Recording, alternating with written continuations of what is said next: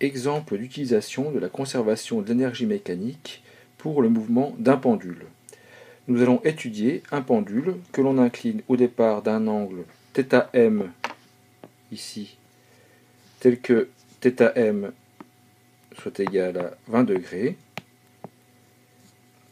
Donc on se trouve au point A. La vitesse initiale au point A est égale à 0. La longueur du pendule, L, est égale à 0,5 mètres. Le but de cet exercice est de déterminer la vitesse en B, c'est-à-dire quand le pendule passe par le point d'équilibre. On suppose dans cet exercice que les frottements sont négligeables. Frottement négligeable.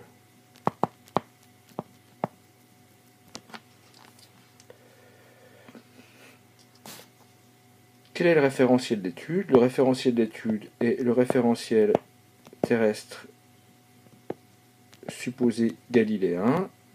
Donc nous pourrons appliquer la conservation d'énergie mécanique si le cas est nécessaire. Le système étudié, c'est la balle ici, donc la masse qui est au bout du fil et donc qui sert de pendule. Donc on va mettre ici masse. Les forces extérieures qui s'appliquent sur cette masse, il y a deux forces, le poids P et la tension du fil T. Donc force extérieure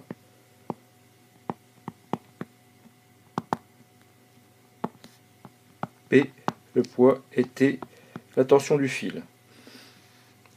Comme la force T est perpendiculaire au mouvement, elle ne travaille pas. Donc nous pouvons appliquer la conservation de l'énergie mécanique. Donc l'énergie mécanique en A sera égale à l'énergie mécanique en B. L'énergie mécanique en A, c'est égal à l'énergie cinétique en A plus l'énergie potentielle de pesanteur en A. Or, comme la vitesse est égale à 0, l'énergie cinétique en A est nulle. Calculons maintenant l'énergie potentielle de pesanteur en A. On suppose que pour l'altitude située au point d'équilibre, c'est-à-dire ZB, la valeur de ZB est égale à 0 et l'énergie potentielle de pesanteur en B est égale à 0, c'est-à-dire que EPP est égal à mgz et que la constante que l'on associe à EPP est égale à 0. Pour déterminer l'énergie potentielle de pesanteur en A, reprenons le dessin du pendule, ici. Donc ici, nous avons la longueur L, ici nous avons l'angle alpha, et ici nous avons le point A et l'altitude ZA. Nous remarquons que nous avons un triangle rectangle ici, donc avec un angle alpha. Nous connaissons l'hypoténuse L, et nous voulons déterminer l'altitude ZA qui correspond à L. Donc ZA correspond à L moins le côté adjacent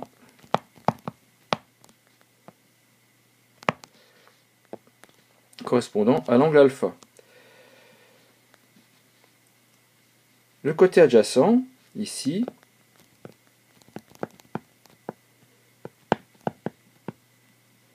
va être égal à L fois le cosinus de l'angle alpha. Donc si l'on reprend, ça nous donne ZA est égal à L moins L cos alpha. Si l'on factorise, on obtient ZA est égal à L facteur de 1 moins cos alpha. Si l'on reprend sur l'expression de l'énergie potentielle de pesanteur en A, on obtient mg facteur de L facteur de 1 moins cos alpha. Voyons maintenant l'énergie mécanique en B.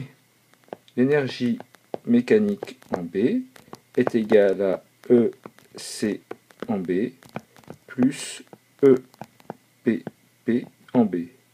Nous avons vu précédemment que l'énergie potentielle de pesanteur en B est égale à 0, ce qui nous donne EMB est égal à ECB, c'est-à-dire 1 demi de MVB carré. Donc nous savons que l'énergie mécanique se conserve, puisqu'il n'y a pas de dissipation d'énergie, les frottements sont négligeables. Donc nous avons EMA égale EMB. Si l'on remplace EMA est égal à MGZA, c'est-à-dire MGL facteur de 1 moins cos alpha, et EMB est égal à ECB, c'est-à-dire à 1 demi de MVB carré. On remarque tout de suite que la masse se simplifie. Donc nous voulons déterminer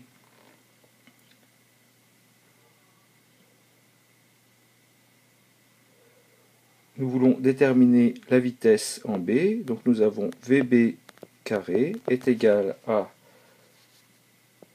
2GL facteur de 1 moins cos alpha, ce qui nous donne VB est égal à racine de 2GL facteur de 1 moins cos alpha. Si l'on remplace, on obtient VB est égal à racine de 2 fois 9,8 fois 0,50 fois 1 moins cos 20 degrés, ce qui nous donne VB est égal à 0,77 mètres secondes moins 1.